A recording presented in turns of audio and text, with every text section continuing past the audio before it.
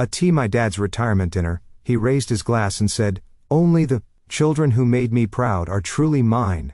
Everyone clapped and cheered. Then he looked at me and said, "You can leave." I stood up slowly. But then my wife stood too. What she did next left everyone shocked. Everyone laughed, clapped, toasted to his legacy. Then he looked straight at me, the son who became a teacher, not a lawyer, not a CEO, and said, "You can leave." The room went silent. Forks froze mid-air. I stood up slowly, my chest burning like someone had branded failure into me. Cameras kept rolling, my father smiled, and I realized humiliation was part of his speech. But before I could walk away, my wife stood too. And what she did next silenced every person in that golden room. I'm about to share something close to my heart. But before I do, can you say hi in the comments, or tell me where you're from? I love knowing how far a story like this can reach. It reminds me I'm not alone in what happened. Thank you. And now, let me tell you everything. The night my father retired, Seattle was washed in rain thick enough to blur the skyline. By the time Alara and I arrived at the Rose Hill Grand Ballroom, my shoes were soaked through, and my heart already felt heavier than the weather. I'd rehearsed what I'd say to him. Congratulations. Maybe even a quiet, "I'm proud of you too, Dad." But when I stepped into that glittering room filled with chandeliers and cameras, I knew there wouldn't be room for any of that. The banner above the stage shimmered in gold. Vail Education Trust, X, Lumina Tech Foundation. $6,000, $1,000 commitment. Everything screamed prestige, crystal glasses, ivory linens, a string quartet humming under polite chatter. My father, Dr. Bennett Vail, stood at the center shaking hands with superintendents and CEOs.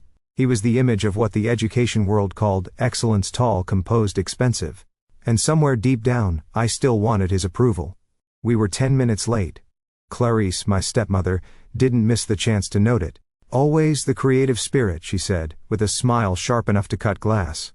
Her sequined gown reflected the chandelier light and perfect rhythm to her calculated charm. "Don't worry, dear. We saved you a good spot." But as I scanned the VIP table, the one in front of the cameras and sponsors, my name wasn't there. Next to my father's card, the seat read, Sloan Mercer.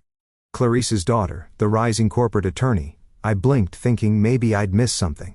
Clarice followed my gaze. "You'll find your name at table 19, she said. "We thought you'd be more comfortable with the other educators." The other educators. It landed like a sentence. Table 19 was tucked behind a marble pillar at the far end of the ballroom. I could already see the difference, the cheaper linens, wilted flowers, the faint smell of overused perfume. I nodded once, jaw tight. As we made our way there, the sound of laughter and champagne clinks echoed behind us. From the corner of my eye, I saw Sloan glide toward the stage with Clarice, already shaking hands with donors like she'd inherited the role. My father didn't look at me. Not even once. Alara's fingers brushed mine. "Don't react yet," she whispered. Her voice was calm, too calm for what was happening. She pulled out her phone, typing something quick. I caught the screen flash. "Ready." Whoever she was texting replied instantly. When my father took the stage, every flash bulb in the room went off at once. He tapped his glass, smiled the smile I used to think was meant for me, and said, "Tonight marks the end of 30 years serving education." The crowd applauded. He continued, voice smooth, commanding, practiced. "And as I reflect on my life's work, I realize something: only the children who made me proud are truly mine." The audience laughed. Then came the line that would replay in my head for months. My father's eyes found me. "You can leave." The air cracked open. People glanced between us, unsure if it was a joke. It wasn't. My throat locked, but I stood anyway, my chair scraping the polished floor like a protest. For a second no one breathed. Then Alara stood too. Her face was unreadable, but her eyes, steady, deliberate, met mine. She slipped her phone into her clutch, and said softly, "Not yet." He raised his glass and the room erupted again in applause. To them it was just another performance. To me it was exile dressed in gold light. Dr. Patel, sitting near the edge of the very important personable, looked down at his phone and frowned. I didn't know it then, but he just received the first message that would change everything. I should have walked out. Instead I followed Alara's lead, her hand firm around mine.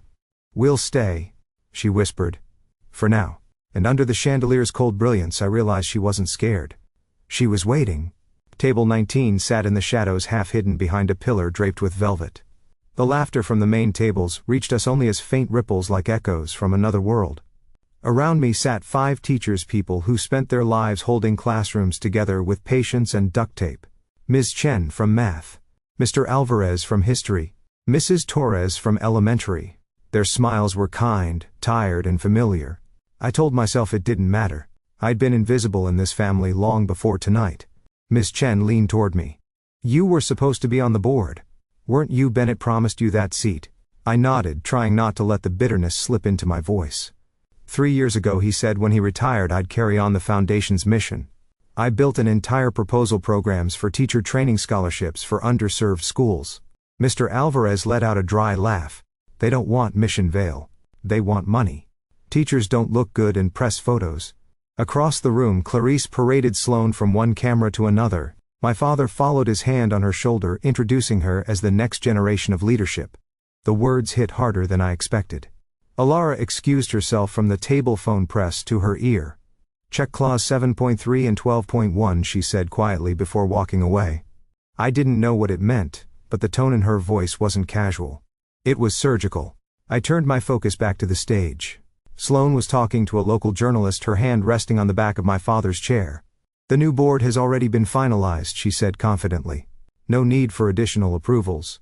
Something about that sentence hooked me. No need for approvals. It echoed in my head like a note that didn't belong in the melody. At table 19, our silverware didn't match. The flowers were fake. But the conversation was real, teachers talking about funding cuts, about kids who came to school hungry, about parents who worked double shifts. While the main table toasted to innovation and corporate partnerships, we shared stories of classrooms without supplies. I looked around and realized that table 19 wasn't just a seat in the back. It was a mirror, showing everything my father's world chose not to see. Alara returned, sitting beside me again. Her lipstick was smudged at the edge, probably from biting her lip. She leaned in, voice barely above a whisper. "Dr. Patel got the documents. He'll check his email when the time comes." I looked at her, trying to piece it together. "What are you doing?" Her eyes didn't move from the stage. "Just trust me." Trust. The word felt foreign in that moment. But I did. Because in a room full of people who had erased me, she was the only one who hadn't. Clarice's voice rose over the music. "This is Sloane, my daughter, the youngest attorney to lead our education legal division." She turned slightly toward us. "And that's Bennett's son, Dusk. He teaches high school science. Such noble work." The pause before noble was deliberate, a dagger wrapped in sugar. I swallowed hard, forcing a polite smile, but Alara reached under the table and squeezed my hand. "Not yet," she mouthed. From across the ballroom I saw Dr. Patel glance down at his phone again. His expression shifted, eyebrows drawn, mouth tight. Something in that moment told me that Alara wasn't just some quiet teacher's wife defending her husband's pride. She was setting the stage for something bigger. The music softened into a slow instrumental, the servers clearing plates as the spotlight turned back to the podium. My father prepared for his final announcement, the one he'd rehearsed his whole career for. Around me, my fellow teachers looked up, half listening, half resigned. I sat in the dark corner of the room, the hum of distant applause fading like static. I thought of how many nights I'd stayed up building his legacy for. Him drafting proposals, connecting educators, writing his speeches. All of it so he could one day say he was proud.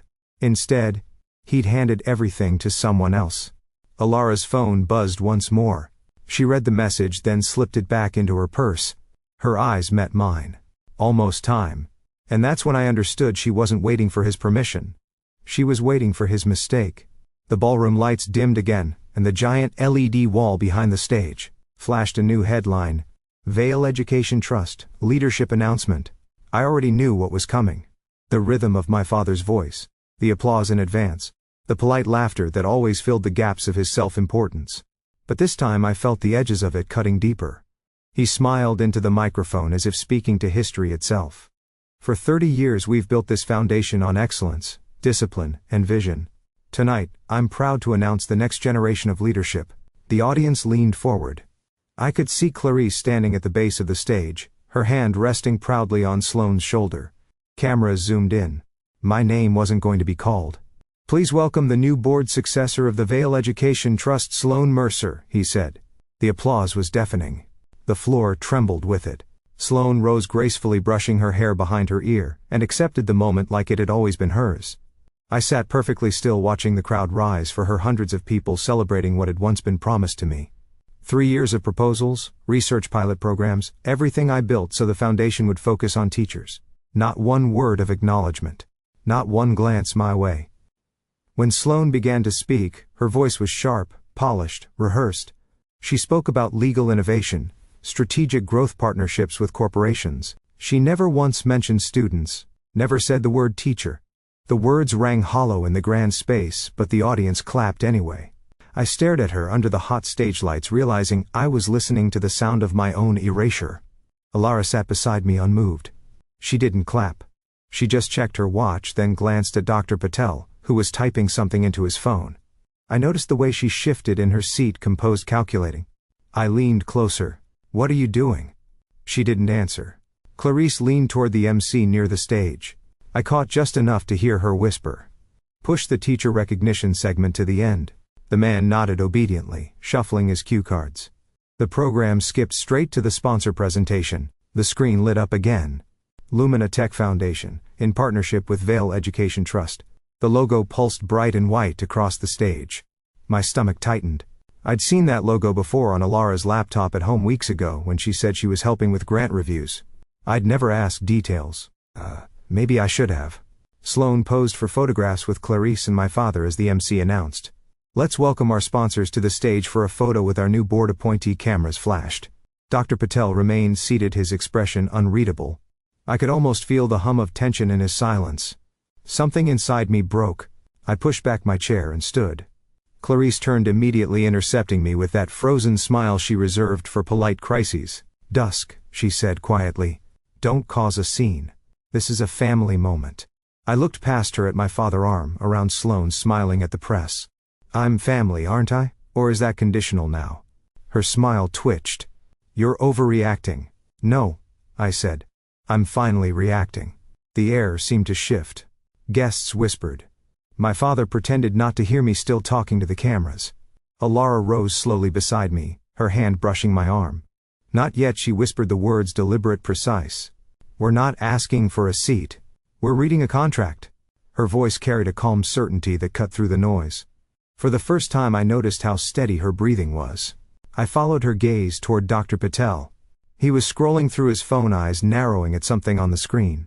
On stage, the music swelled and my father lifted his glass. I caught the faintest flicker of anxiety on Sloan's face as Dr. Patel stood up quietly and stepped toward the side of the stage, phone still in hand. I didn't understand what Alara was planning. I only knew she was waiting for something and opening a single moment where truth could split the room apart. The applause rolled again. My father smiled wider. But something in that sound had changed. It wasn't celebration anymore. It was the sharp edge of pride cracking. I stood at the edge of the lights, watching the man who had erased me, unaware that he'd already signed his own undoing. He loved an audience. My father always did. He thrived under the spotlight, every word measured for effect. "Education must evolve," he said, gripping the microphone, voice swelling across the ballroom. "It needs leadership that understands the modern world, that bridges academia and business." Sloan Mercer embodies that vision. The crowd applauded again. Champagne glasses chiming. To them, it was inspiring. To me, every sentence felt like a scalpel cutting me out of my own bloodline. I watched him toast his new heir while I stood half in shadow near the back of the room. The cameras turned toward Sloan, catching her practiced nods, her lawyer's poise. For years I'd imagined standing there myself, being introduced as someone who believed teaching was worth investing in. Now I was just the afterthought, his disappointment made visible. Then I saw Alara move. She slid her phone out, typed quickly, and gave a tiny nod to someone near the stage. Dr. Patel's phone buzzed. He frowned, unlocked it, and froze. The light from his screen reflected against his glasses. I saw the words, "Contract document attached." He scrolled fast, and for the briefest moment his eyes met Alara's. Something silent passed between them, confirmation. The next second, my father's voice thundered again. "This foundation is a beacon for the next century of education." I started forward. Clarice appeared in front of me like she'd materialized out of thin air. "Don't," she hissed. "Don't humiliate yourself." "He already did that for me," I said. Sloan looked down from the stage, her expression smug. "Some people," she said under her breath, "should learn to accept their place." I took one more step, but Ilara's voice stopped me. calm, clear. "Excuse me," she said, walking straight toward the podium. Every head turned. "Before you continue, I'd like to address the room. On behalf of Lumina Tech Foundation." There was a ripple of confusion. My father blinked, surprised. "I'm sorry, who are you?" Dr. Patel raised a hand toward the MC. "Let her speak." Alara climbed the steps. The ballroom lights caught the subtle shimmer of her navy dress. And for the first time that evening she looked every bit the woman who belonged on that stage. Not by bloodline but by command. She took the microphone. "Before this appointment becomes official, we should review the terms of the contract your foundation signed with Lumina Tech. Clause 7.3 outlines the requirement for active educator representation on the board." Silence. The kind that hums right before a storm. My father's smile stiffened. "Mrs. Vale, I don't recall inviting you to comment on internal decisions." Alara didn't flinch. "Then perhaps you should reread the agreement you signed 6 months ago." Cameras swiveled. Dr. Patel stepped closer, holding up his phone. "She's correct," he said. "I have the document. It requires prior sponsor approval before any leadership announcement." The audience murmured, unsure of what they were witnessing. My father's composure faltered. He turned to me, his voice sharp, desperate to reclaim authority. "You did this, didn't you? You brought her into this to embarrass me." I met his stare. "No, Dad," I said quietly. "You did that all by yourself." Clarice rushed to his side, whispering furiously. But her words were drowned out by the buzz spreading through the crowd. Reporters moved closer. Phones raised. The LED screen flickered, then went black.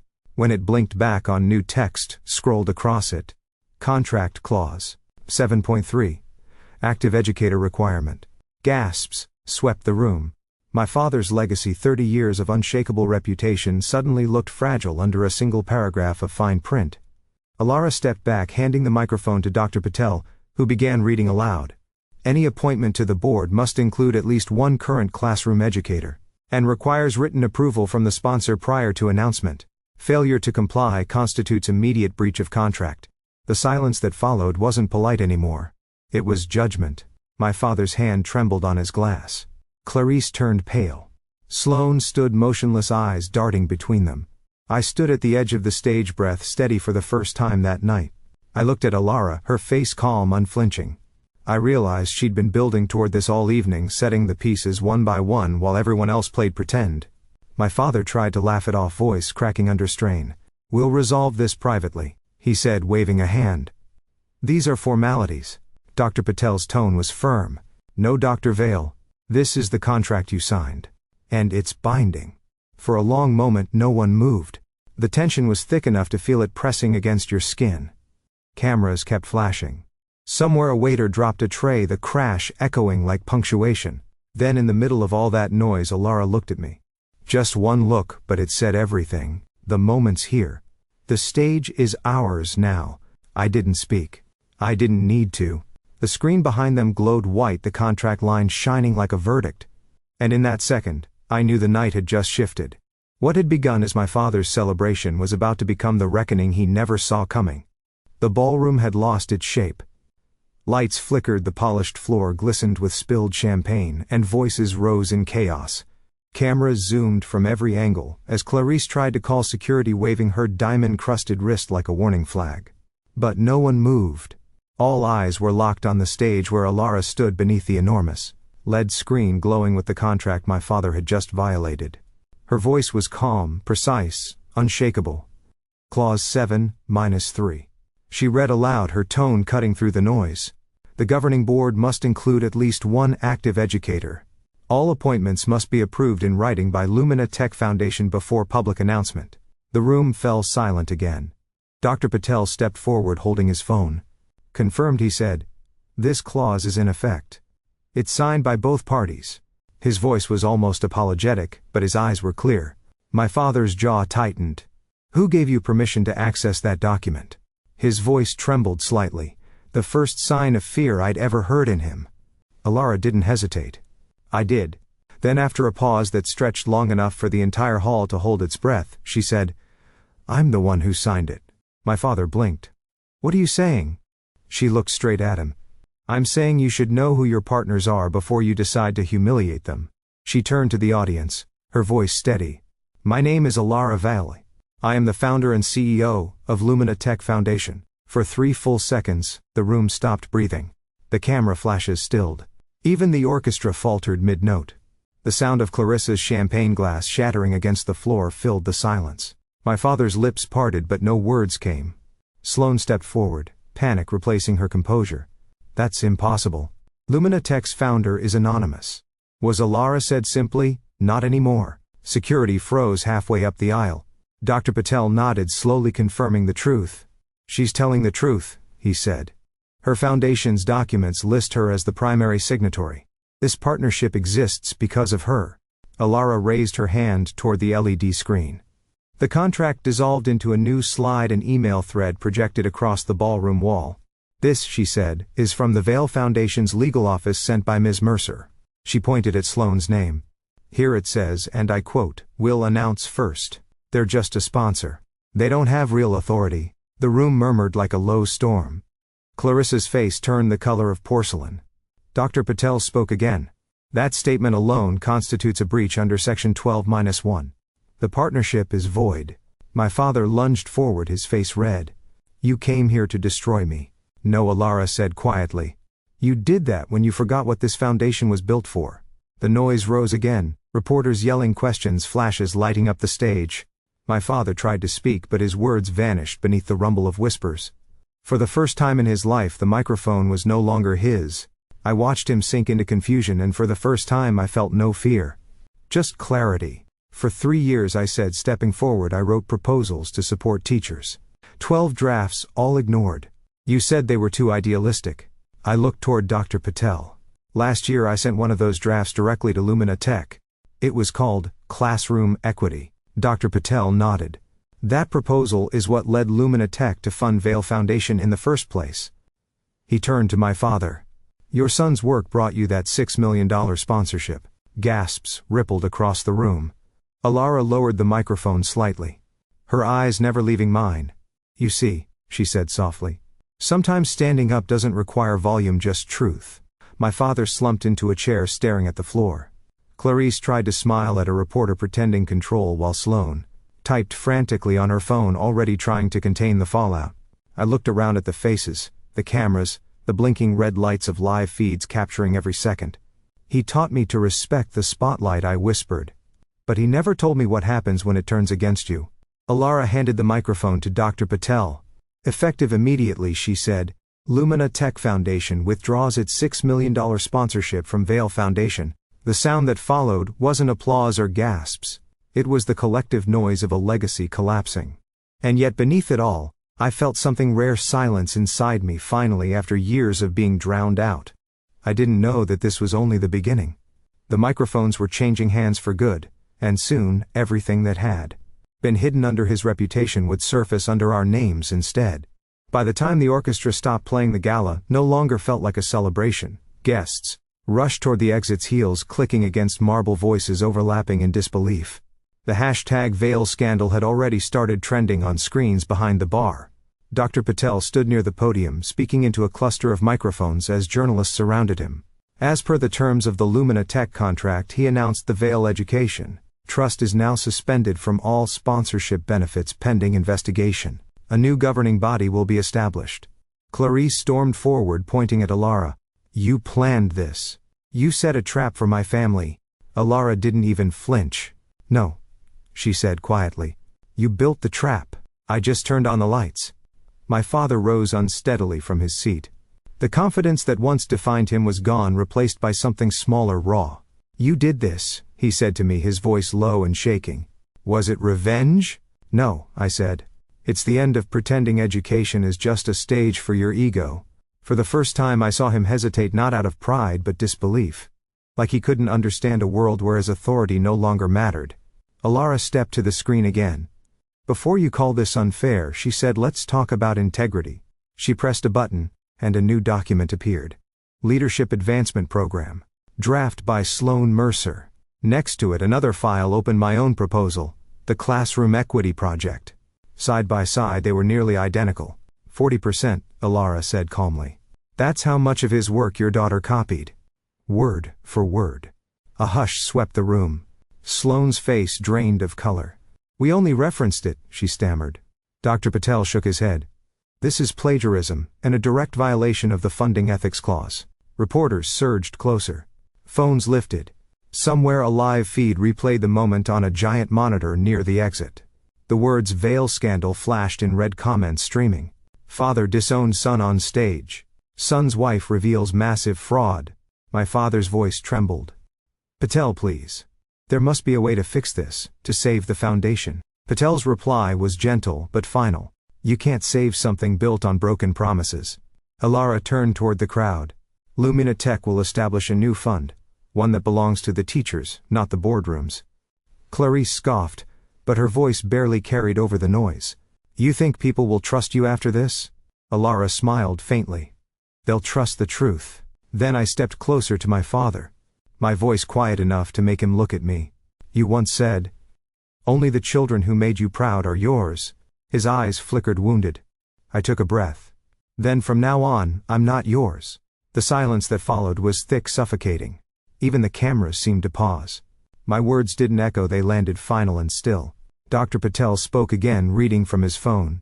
Effective immediately, the $6 million partnership between Lumina Tech Foundation and Vail Education Trust is terminated. His tone was clinical, but the meaning reverberated like a sentence. My father's empire, his name, his influence, the identity he wore like armor, was gone in an instant. Alara turned to the press, her voice steady. Tonight, Lumina Tech reallocates all $6 million to create the Vail Renewal Fund, run entirely by active educators. By those who actually stand in classrooms. The crowd erupted, flashes shouting chaos. But in the center of it all I felt still. I looked at my father one last time. He sat in his chair staring at nothing, his glass of champagne untouched, his reflection fractured in the crystal. Clarice whispered something to him, but he didn't move. Alara reached for my hand. Her grip was warm, grounding. I told you, she said softly, we don't need their table. We build our own. And as the lights flared across the ballroom, the golden letters of his name flickered and faded behind us. In that moment I realized the night hadn't destroyed us, it had rewritten us. His empire was gone. Ours had just begun. Rose Hill Ballroom was chaos dressed in glitter. Half the guests were gone, the rest clutched their phones like shields, filming what had become the downfall of it. My father sat in the front row motionless, a man watching his own empire burn. Clarice hid her face in her manicured hands. Sloane's phone lit up with messages from her firm, client concerned. Damage control now. Someone pushed a microphone toward me. I shook my head, but Alara pressed it into my hand. You told your students to stand up for what's right, she said. Do it now. I walked into the light. The cameras flashed. For the first time my father looked up. 12 years ago, I began. I became a teacher. My father said I was wasting potential. 3 years ago he promised me a board seat, then gave it to someone else without a word. Tonight I'm not seeking revenge. I just want to show that what you look down on still matters. The crowd stilled. Even the sound crew stopped moving. Dr. Patel cleared his throat. For the record, he said, Lumina Tech Foundation has withdrawn all sponsorship from the Vail Education Trust. The foundation is officially defunct. A journalist shouted, Dr. Vail, do you plan to sue? My father didn't answer. A young reporter near the back yelled that the live stream had passed 50,000 viewers. Comments scrolled across the monitors. Respect for teachers. He's the real Vail. The applause that once followed my father now belonged to a different story. Then he snapped. He lunged from his chair, ripped the microphone from my hand. I raised you, he shouted, voice trembling. And this is how you repay me. I looked straight at him. You didn't raise me, I said. You raised your image. I was just a prop. Gasps cut through the air. Clarice grabbed his arm, begging him to sit. Alara stepped forward. Before this turns into another speech, there's one more document. She nodded to the technician, and the screen changed to an email with my father's signature. Ignore the clause. Announce before the gala. She turned to him. No one trapped you, Bennett. You broke your own bridge. Dr. Patel confirmed it with a quiet finality. The trust is dissolved. I bent down, picked up my badge from the podium, Dusk Vail Educator, and laid it flat on the wood. I don't need anyone to call me their son, I said. As long as my students still call me their teacher. It started at table 19. One person stood, then another, until the entire back of the room was on its feet clapping. The sound rippled forward until even the front rows joined in. My father left the stage without a word. No one followed. Alara took my hand. You just taught them more in 10 minutes than he did in 30 years. The chandeliers dimmed, the stage lights cooled, and for the first time all night the light felt honest, simple, steady, real. 6 weeks later Rose Hill was quiet again. No lights, no orchestra, no applause. Just the echo of chairs being arranged for the first board meeting of the Vale Renewal Fund. I looked around the room that had once humiliated me. This is where he told me to leave, I said. Now it's where I sign our first grant. Alara smiled, flipping through a folder. It's poetic, really. His ballroom. Our beginning. The fallout had been swift. My father was forced into early retirement. Clarice left Seattle without saying goodbye.